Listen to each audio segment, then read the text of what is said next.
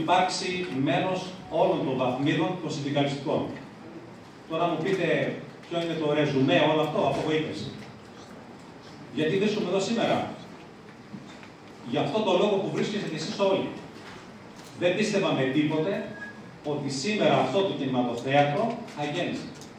Όταν μου είχε πει ο Λευθέρης ότι είναι 450-500 θέσεων, δεν υπήρχε περίπτωση να πιστέψω ότι αυτό θα γεμίσει.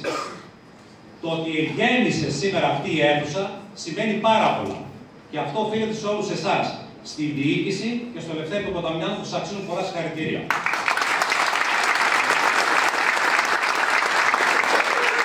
Θέλω να πω και λόγια για την έρευνα. Λευθέρη, δεν θα πω πάρα πολλά, αλλά νομίζω ότι τόσο που περιμέναμε πριν, που οι περισσότεροι κουραστήκαμε, νομίζω ότι αξίζει να πούμε δύο λόγια για αυτά που ακούσαμε. Η έρευνα σήμερα τι αποτύπωσε τελικά?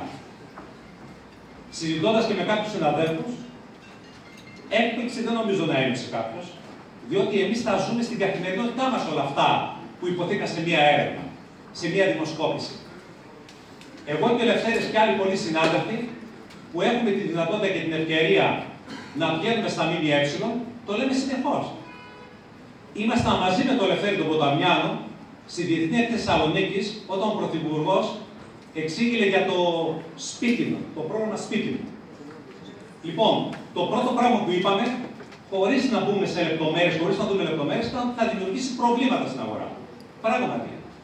Οι νέοι άνθρωποι την επιδότηση που πήραν ουσιαστικά την προκαταβάλανε. Αυξήθηκαν οι τιμές των ακινήτων, βγαίνουν τα στοιχεία της Τράπεζας Ελλάδος, τα οποία αναφέρουν ότι το 2023 είχαμε μεγάλη αύξηση τιμών. Μπορούν να μας πούν σε ποια κατηγορία ακινήτων και σε ποιες τιμές υπήρχε η αύξηση? Ολόκληρα κτίρια που πέφτανε στους μπάδες και πολλά άλλα. Έτσι αυτό σαν παρένθεση.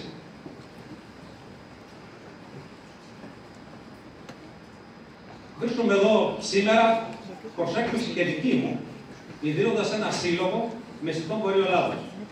Η αλήθεια είναι ότι από το 2000 περίπου και κάτι που απήχα, ξεκίνησε την αποχή μου από το συνδικαλιστικό τομέα, είπα δεν θα ξανασχοληθώ.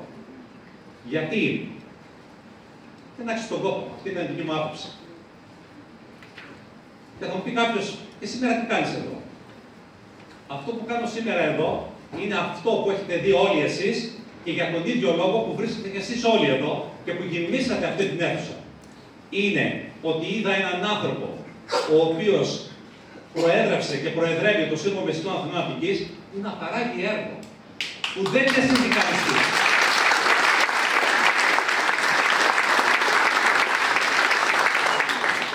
Ειλικρινά με έχει κουράσει αυτό το συνδικαλιστικό κίνημα, οι συνδικαλοπατέρες, οι κομματάρχες κτλ. Οι οποίοι αντί να παράγουν έργο, το μόνο που κοιτάνε είναι να βάζουν στην τσέπη τους κάποιες θέσεις και να βάζουν στην τσέπη τους κάποια μικροποσά. Αυτό δεν με ενδιαφέρει και δεν με ενδιαφέρει. Είμαι εδώ διότι πιστεύω ότι αυτό που ιδρύεται σήμερα θα παράξει θεσμικό αποτέλεσμα. Και οι πολιτικοί σήμερα χρειάζονται ανθρώπους απέναντί τους που να μπορούν να έχουν προτάσεις. Όχι να είναι συνδικαλοπατέρες που να απαιτούν κάποια πράγματα για να φεύγουν με πια κάποια ικανοποίηση. Να είναι άνθρωποι σε επίπεδο του Λευθέρη και όλων των υπολείπων, να είναι άνθρωποι οι οποίοι θα αποδεικνύουν και θα τεκμηριώνουν κάποιες προτάσεις τους και να μπορούν να κάθονται στο ίδιο τραπέζι με αυτούς για να μπορεί το επάγγελμα να προχωρήσει. Ο Σύλλογος Μεσητών Αθηνών Αττικής έχει αποδείξει περίτρανα ότι είναι ένα πρότυπο συλλόγου για όλη την Ελλάδα και εγώ επειδή δραστηριοποιούμε σε όλα τα Βαλκάνια και για όλα τα Βαλκάνια, δεν ξέρω για τις άλλες χώρες. Είναι ένας σύλλογος ο οποίος προχωράει, δημιουργεί δράσεις, δημιουργεί ευκαιρίες, προσέχει τα μέλη του, κάνει συνεχώς σεμινάρια, αναβαθμίζει τους μεσίτες, φεύγει εξωτερικό, πηγαίνουν ταξίδια, διαρρετούν νέες αγορές. Αυτό λοιπόν πιστεύω ότι και με την ίδρυση της ΠΟΣΜΑΣ θα πραγματοποιηθεί με πολύ μεγαλύτερο βαθμό, διότι θα έχει μεγαλύτερη δύναμη μια τέτοια ομοσπονδία και έτσι θα είναι προς όφελος όλων των μεσητών. Ευχαριστώ.